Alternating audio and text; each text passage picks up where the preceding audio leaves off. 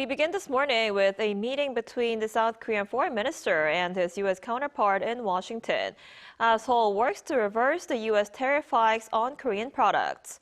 Foreign Minister Cho vowed to quickly implement the terms of the trade and investment deal agreed when the two countries' leaders met late last year. Our Park Jun-han starts us off.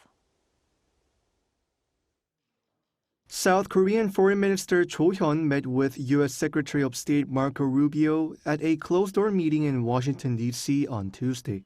This comes as the Korean government seeks to resolve issues after U.S. President Donald Trump warned that tariffs on Korea would be hiked from 15% to 25%, citing delays in the National Assembly's passage of legislation needed to implement last November's bilateral trade and investment deal.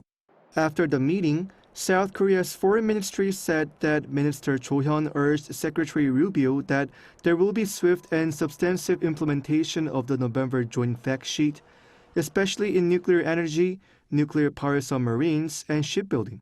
He also explained Seoul's efforts on tariff agreements and U.S.-bound investments and proposed continued diplomatic support for smooth trade talks. Both ministers agreed to implement security commitments to build positive momentum and maintain close coordination on North Korea issues and regional stability.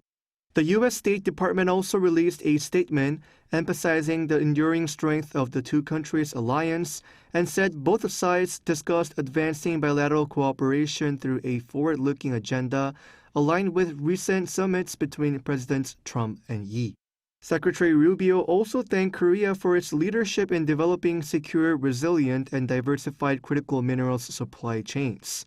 The most recent round of high-level diplomatic talks followed visits to Washington by Korea's industry and trade ministers, who met with U.S. counterparts including U.S. Commerce Secretary Howard Lutnick and U.S. Trade Representative Jamieson Greer, without resolution.